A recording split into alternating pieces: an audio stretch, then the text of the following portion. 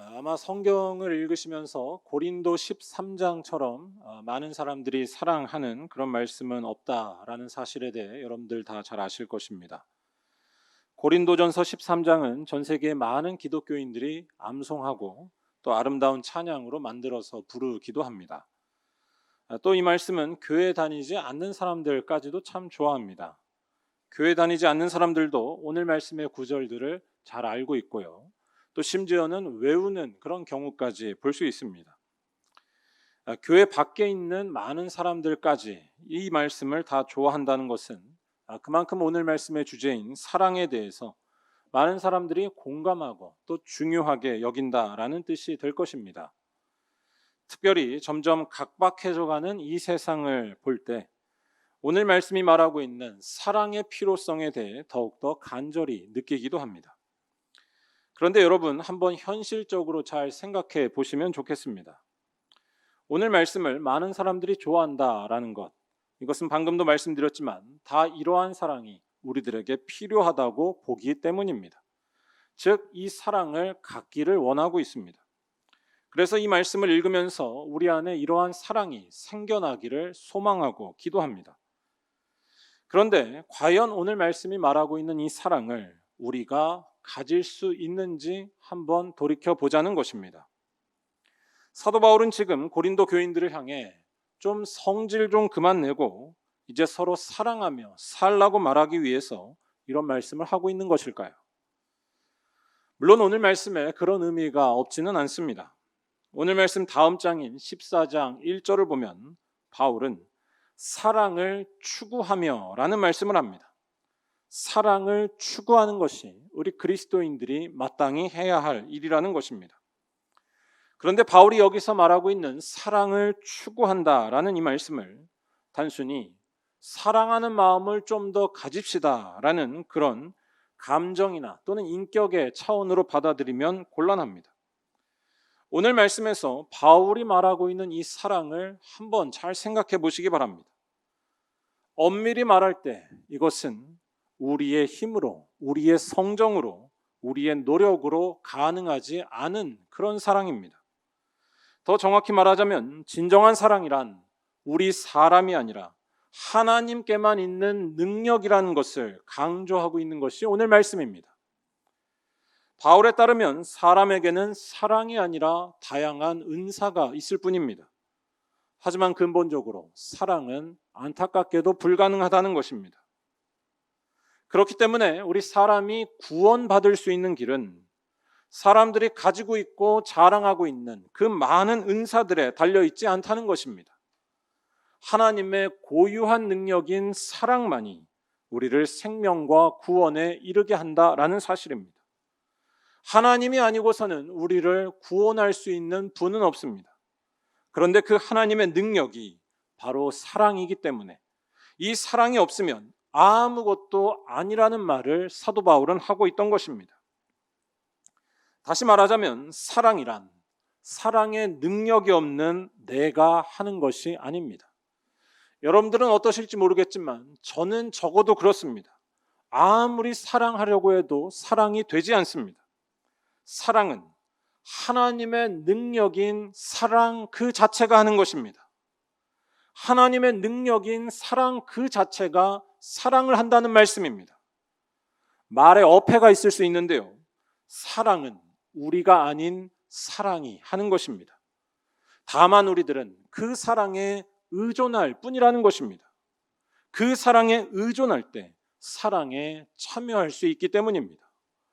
바울이 사랑을 추구하라 라고 말했던 것은 우리들에게 사랑할 수 있는 자신감과 능력이 있어서가 아니었습니다. 우리들은 사랑이신 하나님을 분명히 알기 때문이고 또한 그분을 만날 수 있기 때문이고 그분을 의지할 수 있기 때문입니다. 바로 그 사랑은 예수 그리스도 안에서 우리에게 환하게 나타났다는 사실입니다. 이러한 내용을 말하고 있는 오늘 말씀을 잘 보시면 일단 바울은 오늘 말씀에서 사랑이 없으면 아무것도 아니다 라는 이 말씀을 강조하고 몇 번에 걸쳐서 반복해서 말하고 있습니다. 1절에서부터 3절까지의 이 말씀이 나와 있습니다. 1절에서는 방언과 천사의 말을 할지라도 사랑이 없으면 소리나는 구리와 울리는 꽹과리가 된다라고 참 안타까운 이야기를 합니다.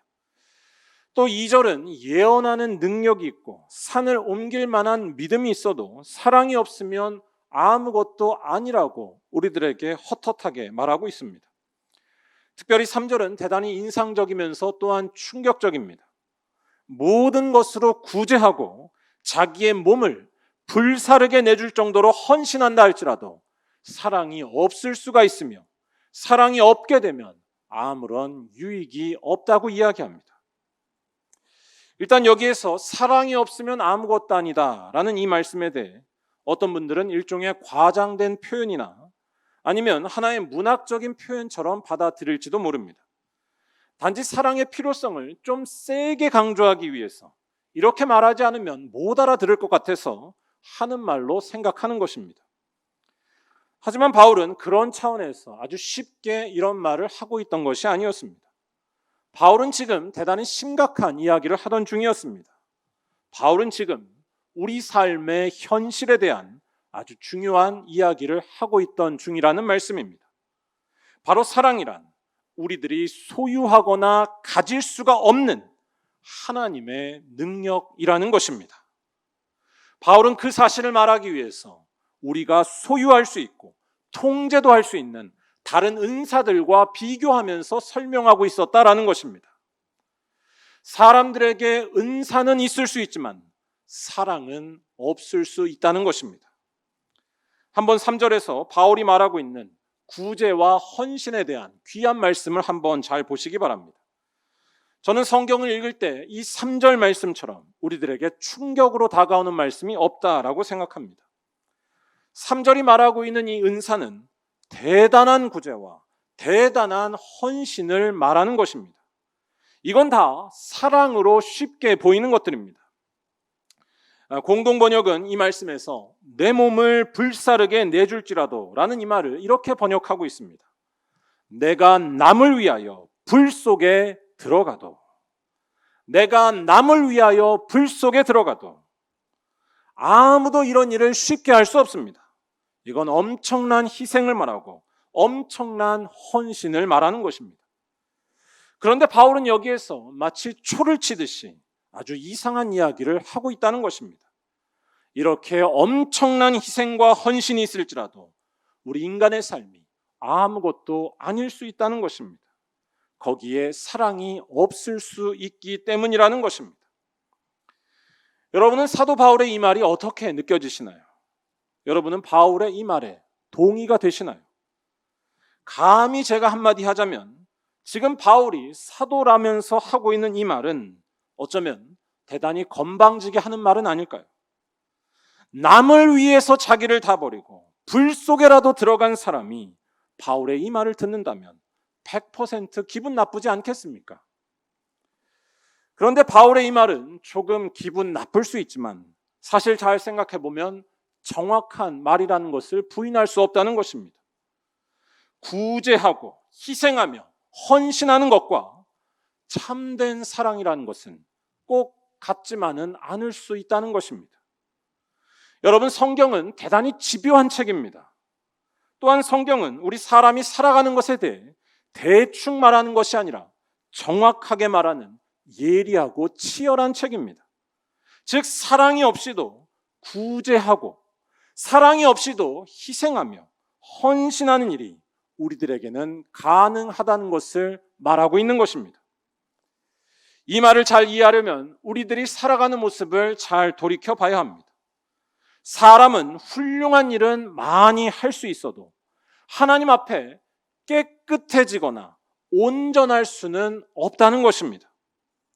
쉬운 말로 하자면 우리는 사랑하지 않으면서도 사랑하는 행동을 할 수 있다는 것입니다.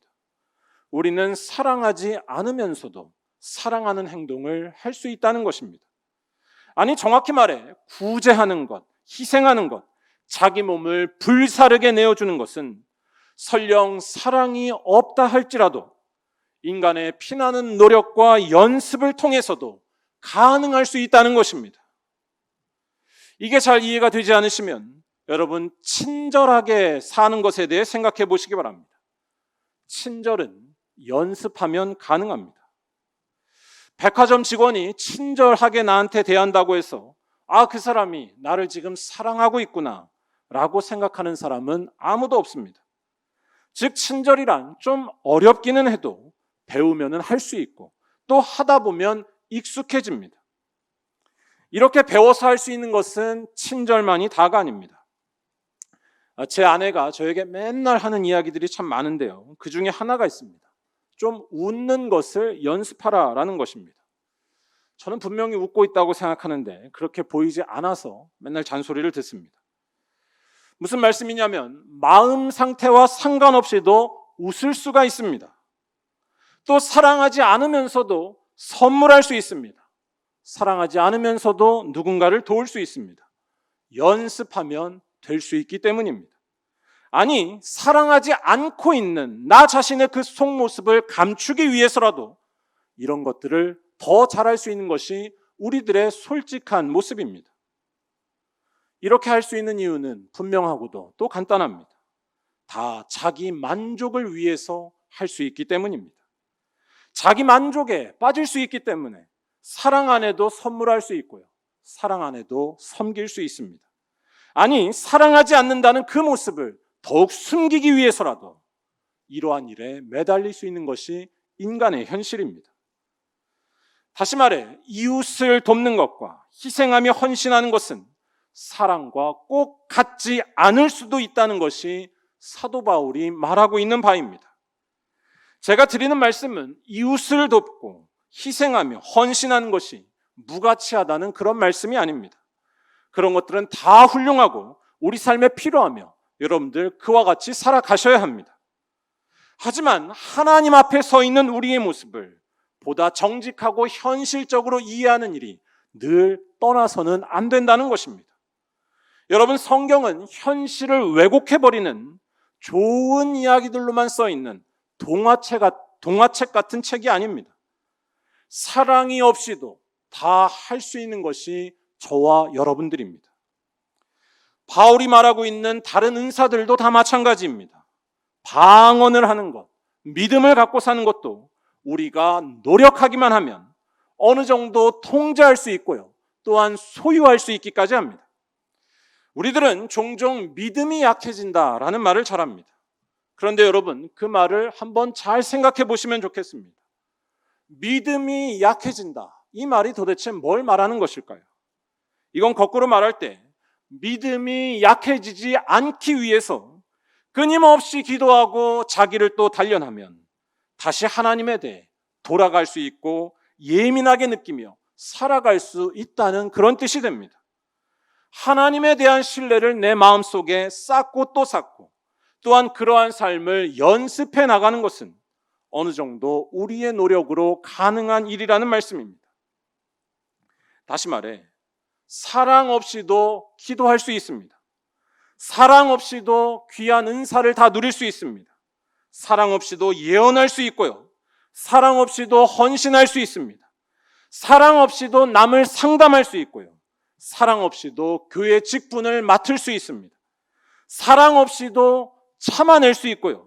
사랑 없이도 누군가를 믿고 신뢰할 수 있기까지 합니다. 이건 다 은사의 영역입니다.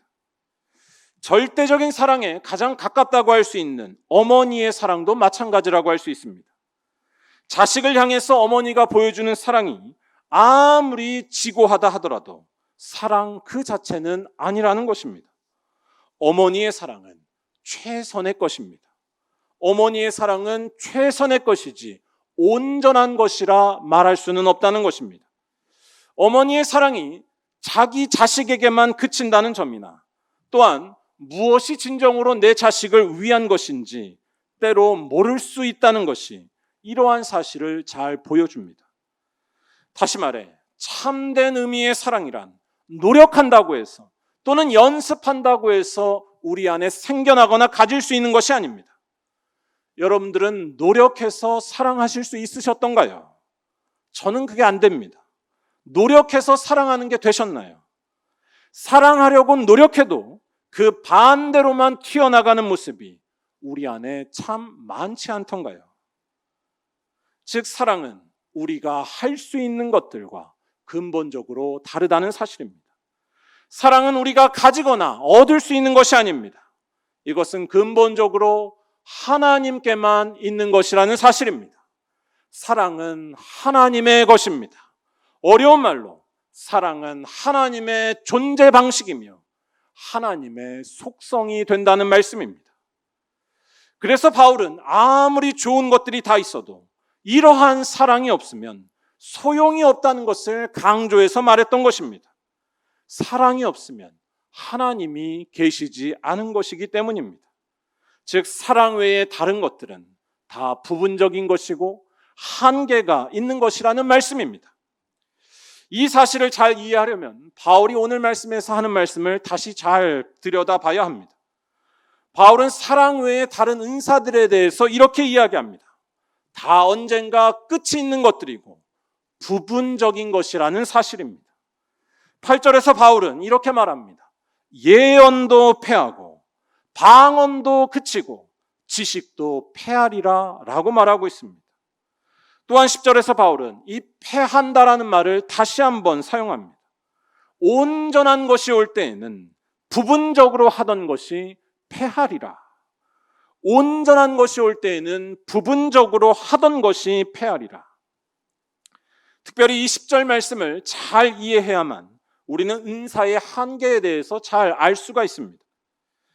온전한 것이 온다라고 이야기했습니다. 온전한 것이 온다는 것은 하나님의 말씀이 성취되거나 또는 하나님께서 온전히 계시되는 그런 순간을 의미합니다. 성경에서 말하는 시간으로 말하자면 주님께서 이 땅에 다시 오실 날이나 아니면 예수께서 성경의 약속을 따라 이 땅에 태어나셨던 그때를 말한다고 할 수 있습니다. 주님께서 이 땅에 다시 오실 날이나 또는 예수께서 이 땅에 태어나셨던 그때 더 이상 예언은 필요가 없다는 사실입니다. 즉 부분적인 것이 패하고 마는 날이 온다는 것입니다. 예수님이 오셨는데도 메시아에 대한 예언을 계속하는 사람들이 누구입니까? 그들이 바로 이단입니다. 아니 예언이 성취가 되었는데 예언을 할 이유가 어디에 있습니까? 즉 예언은 끝이 나는 때가 있는 부분적인 것이라는 사실입니다. 방언도 마찬가지입니다. 여러분 방언은 하나님과 깊이 만나고 소통할 때에 이루어지는 신비로운 현상입니다. 그런데 하나님과의 그러한 깊은 만남과 소통이 우리 모두에게 다 이루어질 날이 온다는 것을 여러분들은 알고 계시나요? 그것이 바로 성경의 약속입니다. 예수께서 이 땅에 다시 오시면 우리 모두에게 그러한 날이 임할 것이기 때문입니다. 요한계시록 22장 4절 말씀은 주님께서 이 땅에 다시 오실 때 성도들이 주님의 얼굴을 대하여 볼 것이라고 약속하고 있습니다. 주님의 얼굴을 볼 날이 온다는 것입니다. 오늘 말씀 12절도 그때가 되면 주님과 얼굴을 대하여 볼 것이다 라고 이야기하고 있습니다. 주님의 얼굴을 본다는 이 말씀이 무슨 뜻이겠습니까? 하나님이 누구신지 온전히 알게 된다는 것입니다. 하나님이 우리들에게 온전히 계시가 되어서 그분에 대해 다 알게 되는 그 영광스러운 순간이 우리 앞에 놓여 있다는 것입니다. 그리고 그러한 온전한 날이 되면 방언은 더 이상 있을 이유가 없어지고 만다는 것입니다. 방언과 같은 신비로운 방식이 아니어도 하나님과 소통할 수가 있으며 아무런 문제 없이 하나님과 연합하고 그분과 교제하는 날이 바로 그 날이 될 것이기 때문입니다. 그래서 예레미야 선지자는 예레미야서 31장 34절에서 이런 말을 하기도 했습니다. 주님의 날이 이 땅에 이를 때에 더 이상 서로 여호와를 알라고 하지 않을 그때가 온다는 사실입니다. 더 이상 서로에게 여호와를 알라는 말을 하지 않게 된다는 것입니다. 모두가 다 여호와를 분명히 알게 되기 때문입니다. 온전한 것이 오면 부분적인 것이 패하게 된다는 것입니다. 온전한 것이 오면 방언 없이도 주님과 소통할 수 있게 됩니다. 다시 말해 사람들이 자랑하고 있었던 은사는 결코 절대적이지 않다는 것을 말하는 것입니다. 다 온전한 것이 오기 전까지 부분적인 역할을 하는 것이기 때문입니다. 그런데 고린도 교회 성도들은 그러한 부분적인 것을, 즉 자기들의 은사를 마치 영원한 것처럼 또한 온전한 것처럼 여기며 살았다는 것입니다. 나에게 방언의 은사가 있기 때문에 영원토록 하나님은 내 편이 되시고, 나에게 예언의 은사가 있기 때문에, 나에게 헌신의 은사가 있기 때문에 늘 나는 하나님과 연결되어 있다고 믿으며 자랑하고 있었습니다. 그러자 무슨 일이 교회 안에 일어났습니까? 그 결과는 교회의 분열이었습니다. 그 결과는 서로 무시하고 싸우며 서로 죽이려 하는 일이었습니다. 좋은 은사들이 풍성히 넘쳤지만 교회는 점점 망가지고 있었습니다. 그것이 바울이 바라보고 있었던 안타까웠던 당시 고린도 교회의 모습이었습니다. 부분적인 것을 온전한 것으로 착각한 자기 고집과 자기 집착과 자기 사랑의 결과였습니다. 결국 오늘 말씀은 이렇게 사람들이 자랑하는 은사가 아니라 사랑만이 온전한 것이며 절대적인 것이라는 사실을 강력하게 말한다고 할 수 있습니다. 사랑만이 하나님께 속한 하나님의 능력이라는 사실입니다. 사랑만이 하나님께 속한 하나님의 능력이라는 사실입니다. 그래서 바울은 8절에서 사랑에 대해 이렇게 이야기합니다. 사랑은 언제까지나 떨어지지 않는다는 것입니다. 또한 13절에서도 바울은 사랑이 믿음이나 소망보다 훨씬 더 나은 것이라는 이야기를 하고 있습니다. 더 나아가 4절에서부터 7절까지에서는 사랑의 그 완전한 모습에 대해 이야기하고 노래합니다. 오래 참을 수 있으며 온유할 수 있으며 시기하지 않을 수 있으며 자랑하지 않을 수 있으며 등등등 사랑의 완전한 모습에 대해서 말하고 있는데, 우리 이 말씀을 한번 다 같이 읽어보도록 하겠습니다. 사랑은 오래 참고 사랑은 온유하며 시기하지 아니하며 사랑은 자랑하지 아니하며 교만하지 아니하며 무례히 행하지 아니하며 자기의 유익을 구하지 아니하며 성내지 아니하며 악한 것을 생각하지 아니하며 불의를 기뻐하지 아니하며 진리와 함께 기뻐하고 모든 것을 참으며 모든 것을 믿으며 모든 것을 바라며 모든 것을 견디느니라. 아멘. 지금까지 했었던 바울의 설명을 생각해 볼 때 지금 바울이 하고 있는 이 말씀은 보기에 따라서 좀 뜬금없어 보이기도 합니다. 오늘 말씀은 제가 설명드린 대로 사랑이란 우리의 능력이나 노력으로 얻을 수 있는 것이 아니라는 것을 끊임없이 강조하며 말해왔습니다. 우리가 얻을 수도 또 연습해서 가질 수도 없는 것이 바로 사랑이라는 것입니다. 그런데 바울은 왜 우리가 이렇게 가질 수도 없고 얻을 수도 없는 이 사랑의 완전한 모습에 대해서 다시 설명하고 노래하고 있는 것일까요? 그 이유는 분명합니다. 우리들에게는 사랑의 능력이 없지만 동시에 우리들에게는 이러한 사랑이 나타났음을 알기 때문입니다. 바로 사랑으로 존재하시는 하나님의 그 모습이 예수 그리스도 안에서 환하게 나타났다는 사실입니다. 우리들의 사랑이 온전치 않고 늘 실패하는 이유가 무엇이겠습니까? 그것은 자기에 대한 집착을 버리지 못하기 때문입니다. 죽을 때까지 여기에서 벗어나지 못하는 것이 우리의 운명입니다. 하지만 그렇게 자기에 대한 집착에 사로잡히지 않으면서 사랑한 일이 유일하게 나타난 곳이 있다는 것입니다. 그곳이 바로 예수님의 십자가라는 것입니다. 예수님도 우리와 똑같은 사람이셨기 때문에 자기 집착에 빠질 뻔한 순간들이 물론 있으셨습니다. 하지만 그는 우리와 다르셨습니다. 그는 그 모든 것들을 이겨내셨습니다. 마침내 그는 세상 모든 죄인들을 향하신 하나님의 사랑의 길을, 십자가의 길을, 죽음의 길을 순종하며 받아들이셨다는 것입니다. 아무 것에도 집착하지 않고 오직 사랑으로 충만한 하나님의 그 모습이 예수 그리스도 안에서 나타난 줄로 믿습니다. 모든 것을 참으셨습니다. 모든 것을 믿으셨습니다. 모든 것을 바라셨으며 모든 것을 견디신 분이 바로 우리 예수님이셨습니다.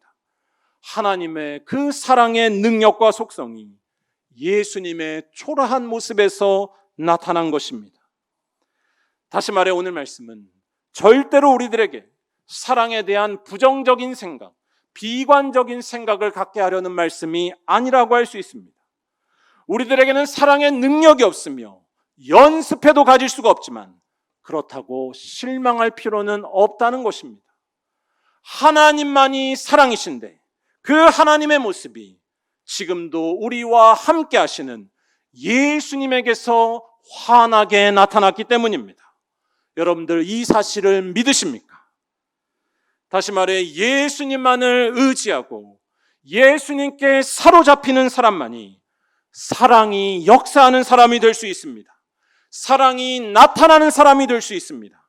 사랑이 충만한 사람으로 새롭게 살아갈 수 있다는 것입니다. 시기하지 않으며 살아갈 길이 여기에 있습니다. 순전한 마음으로 오래 참을 수 있는 아무도 이룰 수 없는 삶이 바로 여기에 있습니다. 자랑하지 않으며 살 수 있고요. 자기의 유익만을 구하지 않으며 살 수 있는 놀라운 일이 우리 모두를 통해 일어날 수 있다는 것입니다. 예수를 붙들면 그러한 일이 반드시 일어나기 때문입니다. 다른 말로 하자면 죄와 사망의 권세에서 해방되는 일이 일어나고 사탄 마귀의 권세가 다 무너지는 일이 예수를 섬기고 따르는 우리 모두에게서 충만히 일어난다는 사실입니다. 제가 올해 2022년을 시작하고 계속해서 드는 한 가지 생각이 있습니다. 일종의 우리 말리언교회에 대한 새로운 꿈을 꾸기 시작했습니다. 그 새로운 꿈은 뭐냐면 바로 가난한 교회가 되는 것에 대한 꿈입니다. 우리 재무부장님 계셔서 죄송한데 가난한 교회가 되는 것에 대한 꿈을 꾸고 있습니다. 가난한 교회가 되는 것이 무슨 말인가 하실 텐데 제가 드리려는 말씀은 헌금도 하지 말고 형편도 부족하게 없이 살자라는 그런 이야기가 아닙니다. 우리들은 다 열심히 헌금하며 살아야 합니다. 단 그렇게 드려진 헌금과 우리들의 소중한 달란트를 그냥 둘 수 없다는 이야기입니다. 그 헌금과 달란트를 다 써야 한다는 것입니다. 우리 안에 있는 외로운 분들을 위해, 아파하는 분들을 위해, 아무 데서도 소망을 찾을 수 없는 분들을 위해, 또한 교회 주변에 있는 가난한 이들, 어려운 이들, 억울한 이들을 위해 써야 한다는 것입니다. 더 나아가서는 그러한 이들을 돕다가 세상에서 핍박을 당한다 할지라도 어려움을 당하고 고통을 당한다 할지라도 거기에 기꺼이 참여하고 싶다라는 말씀입니다. 제가 드리는 이 말씀을 단순히 도덕적으로 선한 일을 조금 더 합시다라는 차원으로 오해하실지도 모르겠습니다. 오늘 말씀에서도 말씀드렸지만 도덕적으로 선한 일을 하는 것에는 한계가 있습니다. 이 모든 것이 자기 만족에 빠질 수 있기 때문입니다. 제가 말씀드리는 것은 우리들의 만족을 위해서 남들을 더 돕자라는 그런 이야기가 아닙니다. 제가 말씀드리는 것은 예수를 정말로 알면 알수록, 정말로 우리가 예수님을 현실 가운데 만나게 되면 될수록 이웃을 섬기다가 가난한 지경에 이르지 않을 수가 없다는 이야기입니다. 왜냐하면 예수 안에는 다른 것이 아니라 하나님의 완전한 사랑이 숨겨져 있기 때문입니다. 자기 만족을 위해서 이웃을 섬기는 것이 아닙니다. 사랑 그 자체이신 하나님의 모습이 예수 안에 있으며 그 예수가 지금도 우리를 붙들고 있으며 그 예수가 우리를 주장하기 때문입니다. 우리가 사랑을 가지는 것이 아닙니다. 사랑이 우리를 가지는 것입니다. 그리고 그럴 때에 우리는 가난해지지 않을 수 없다는 것입니다. 가난해질 뿐만 아니라 어떤 어려움이나 고통도 다 참고 견딜 수 있다는 것입니다. 자기 자신에게 조금도 집착하지 않는 세상에서 절대로 찾을 수 없는 하나님의 그 따끈따끈한 사랑이 우리 안에서 역사할 것이기 때문입니다. 아니, 하나님의 완전한 사랑이 예수를 통해서 우리 안에 흘러들어왔는데 어떻게 점점 더 갖기만 하면서 살 수 있겠습니까? 어떻게 함께 울면서 고통당하는 일을 피하면서 살 수 있겠습니까? 그 사랑이 우리 안에 있다면 점점 나누고 점점 쓰고 점점 남김없게 하는 것이 당연하다는 것이고, 더 나아가 같이 고통당하는 것이 우리의 모습이 될 것이라는 말씀입니다. 그런데 이렇게 하다가 가난해지는 한이 있더라도, 고통받는 일이 우리 앞에 있다 할지라도 조금도 염려할 것이 없다는 말씀입니다.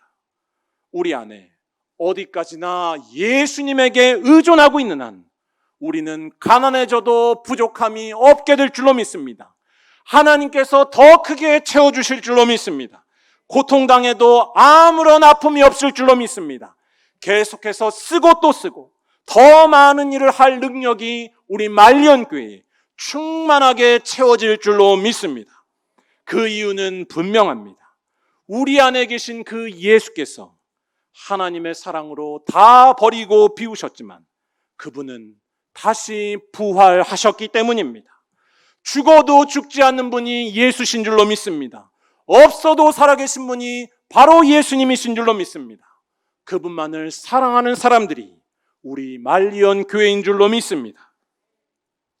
사랑하는 우리 말리언 교회 성도 여러분, 저는 우리 말리언 교회가 이러한 믿음을 투철하게 갖고서 날마다 예수의 십자가를 바라보고 사는 교회, 예수의 십자가가 마음속에 새겨지는 교회가 되기를 간절히 소망합니다. 더 나아가 그와 같은 믿음 때문에 더욱더 가난해지는 거룩한 축복이 우리 안에 충만히 넘치기를 간절히 소망합니다. 사랑하는 여러분, 이 예수님을 만나기 위해서, 이 예수님과 하나가 되기 위해서 기도하는 자리에 속히 나오시기를 바랍니다. 예수 이름의 능력을 알기 위해서 말씀을 더욱더 사모하시고 교회 일에 앞장서서 참여하시기를 바랍니다. 그래서 이러한 믿음을 통해 예수의 사랑이 여러분 안에 역사하게 될 때 여러분 모두에게는 가난해지는 은혜와 능력, 가난해지는 축복이 넘쳐날 줄로 믿습니다. 특별히 이번 명절 여러분 주변에 있는 외로운 이들과 배고픈 이들을 외면하지 않고 사시기를 바랍니다. 그들에게 문자하시고 그들에게 전화하시고 그들에게 안부를 나누시고, 아니 여러분들의 가진 것과 시간을 나누시면서 여러분 안에 계신 예수님이 살아 움직이는 분이 되시도록 하시기를 간절히 축원합니다. 그리하면 제가 장담하건대, 여러분 목사 말이니까 믿으셔도 됩니다. 제가 장담하건대 여러분들은 여러분들의 것을 아끼지 않는 가난의 길로 접어들겠지만 반드시 영생의 길로 달려갈 것이며 하나님께서 모든 부족한 것들을 채워주시는 참된 풍성함의 길로 나아갈 줄로 믿습니다. 여러분 안에서 역사하시는 그 예수님은 바로 하나님이시기 때문입니다.